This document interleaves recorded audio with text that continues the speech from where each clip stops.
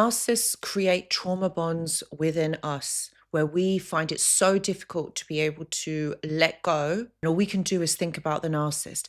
But have you ever thought, does the narcissist actually trauma bond to you? Being the one that initiates and creates this bond to you, actually creates this trauma bond within you.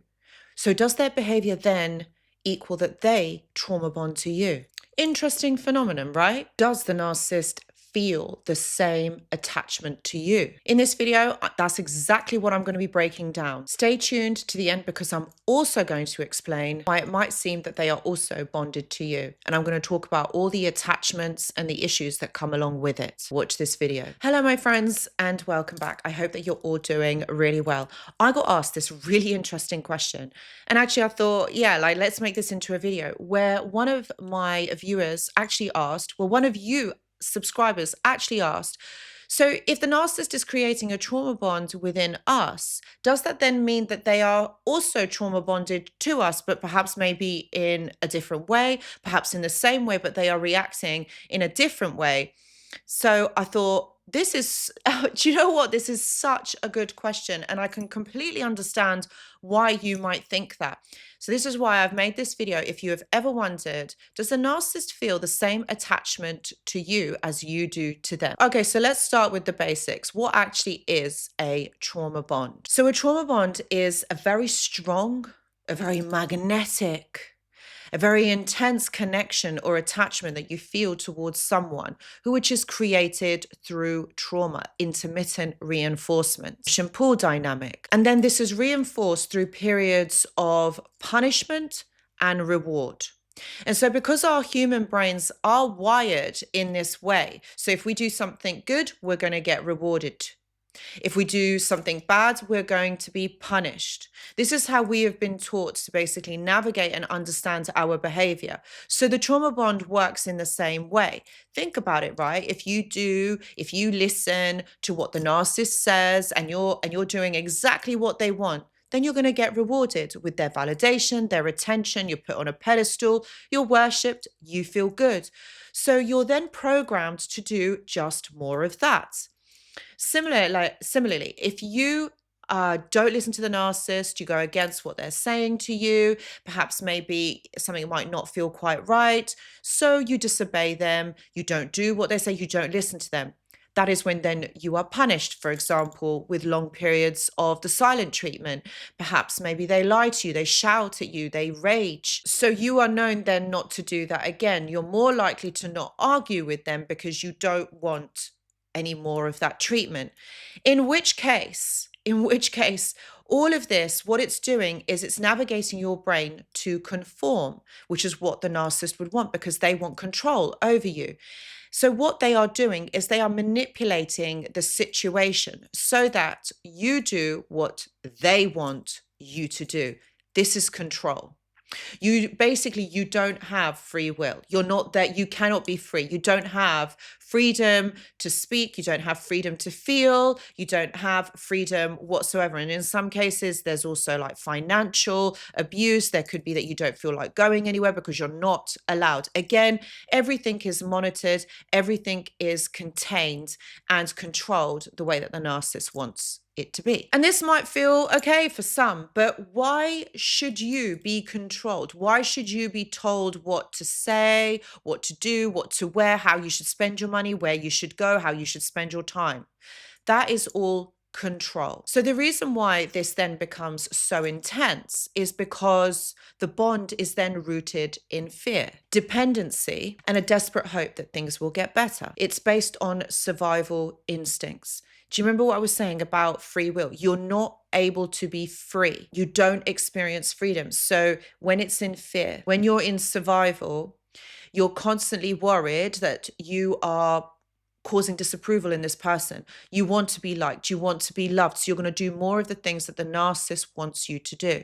And the thing is, you're not going to notice this straight away because this is covert. You don't really notice that you are doing this until it's too late, until you realize that you feel trapped, that you don't feel, you've lost your identity, you don't feel like your own sense of self. So by that time, you've already bonded to the narcissist traumatically. And so what happens is the brain automatically wires itself to keep you in this relationship for emotional safety. But the issue here is that the narcissist, on the other hand, doesn't experience emotional attunement in the same way that you do. Instead of them having a trauma bond, what they have is this insatiable need to control, for supply and for validation. That's what they feel. That's what they want from you.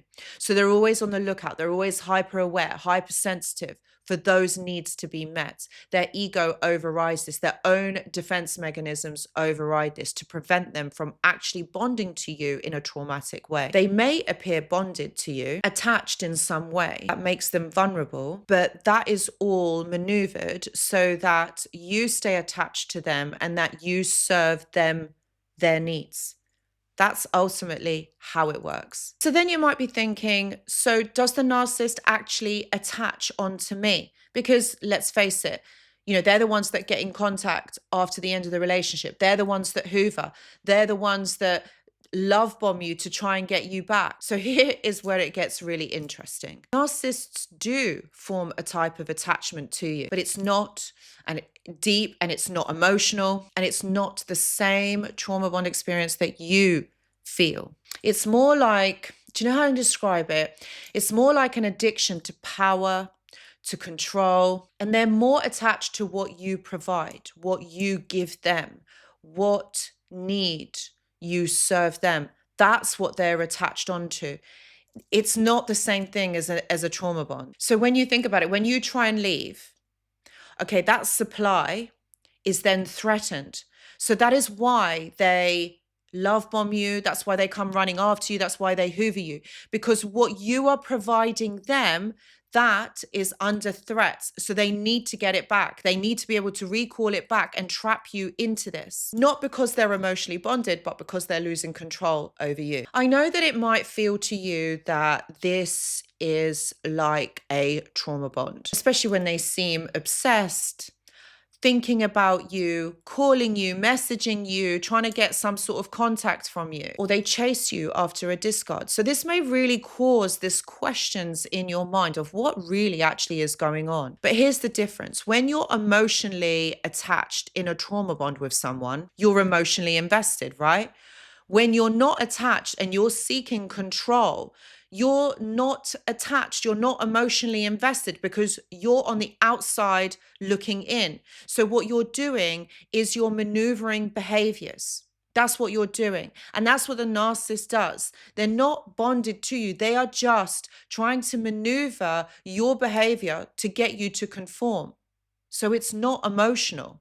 It's rather detached. They don't want to lose you, not because they love you. It's about what you bring them, what you give them. This is all about objectification. You're an object. What do you provide? What do you give? Okay. That's why when you leave, they'll chase you. They'll want you because they are losing their supply. And this is all about the attachment disorder. This is ultimately what this equals down to. Okay. Love is not control. They can't attach to you in a healthy way, but they also can't detach from you in a healthy way because you provide something, you give something. So the narcissist is always chasing that. What do you give? What do you supply?